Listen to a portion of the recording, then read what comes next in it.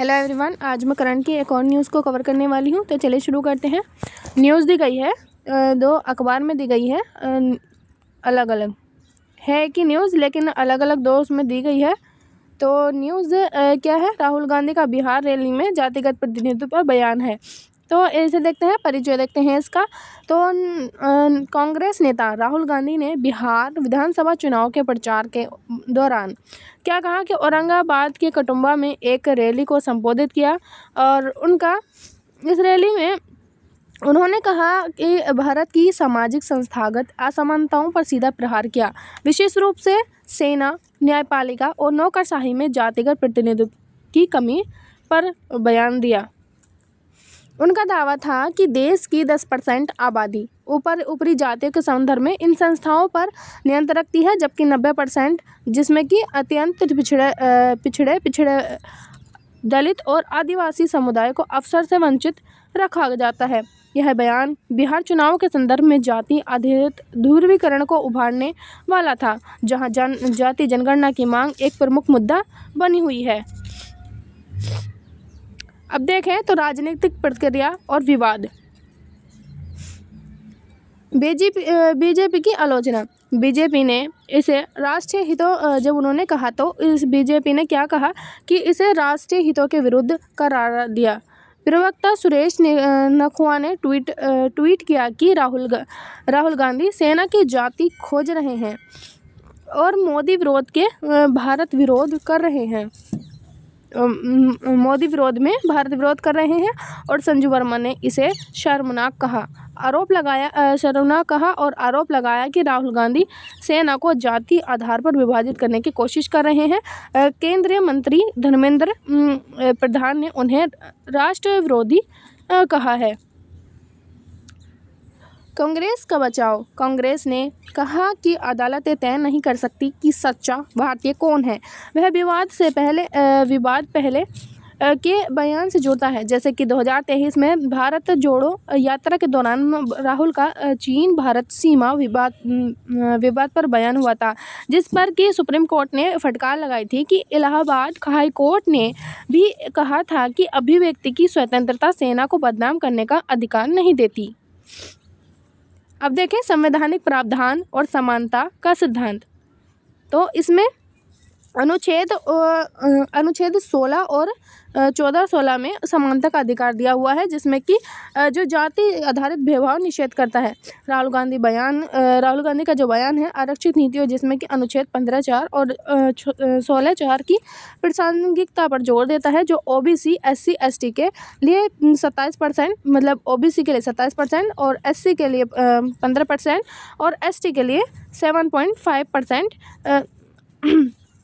इसमें जो है आरक्षण सुनिश्चित करता है। हालांकि सेना में प्रमोशन में आरक्षण, जिसमें कि इंदिरा साहनी केस 1992 पर विवाद रहा है। सुप्रीम कोर्ट ने 2020 में कहा कि सेना में जाति आधारित प्रमोशन संभव नहीं है, क्योंकि वह मेरिट से समझौता करता है। अब अनुच्छेद 335 में क्या दिया गया है? उसमें दिया गया है कि SC ST के लिए प्रशासन में आरक्षित, लेकिन प्रशासन की दक्षता बनाए रखने की शर्त है। राहुल का दावा संस्थागत अंडर रिप्रेजेंटेशन को उजागर करता है, जो संवैधानिक आदर्शों से विचलन दर्शाता है। और अब देखें जाति जनगणना की मांग। तो इसमें भारत ने क्या किया? भारत ने 1931 के बाद कोई व्यापक जाति जनगणना नहीं की है। 2011 की सामाजिक आर्थिक जाति जनगणना SECEC अधूरी रही और राहुल की मांग न्यायिक मंडल कमीशन और राजनीतिक बहसों से जुड़ी हुई है। बिहार ने 2023 में अपनी जाति जनगणना की और इसमें EBC 36%, OBC 27% निकले हैं। यह राष्ट्रीय स्तर पर मॉडल बन सकती है। अब देखें सेना और संस्थागत प्रतिनिधित्व। भारतीय सेना में SC ST OBC का प्रतिनिधित्व भारतीय स्तर पर आरक्षित के कारण अच्छा है। लगभग वह 50%, लेकिन उच्च पदों पर कर्नल ऊपर पर कमी है। 2024 में के आंकड़ों के अनुसार लेफ्टिनेंट जनरल स्तर पर ऊपरी जातियों का वर्चस्व 70% प्लस रहा है, और यह इंस्टीट्यूशनल बायस का उदाहरण है। अब इसमें देखें चुनावी राजनीति और सामाजिक ध्रुवीकरण।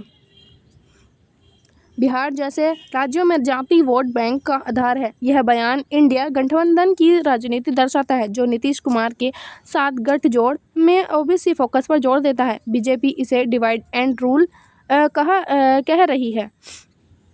अब व्यापक नीतिहार्थ देखें तो इसमें सकारात्मक देखें तो यह बहस को सामाजिक न्याय की ओर मोड़ता है, जो संविधान की प्रस्तावना असामाजिक आर्थिक न्याय को मजबूत करता है।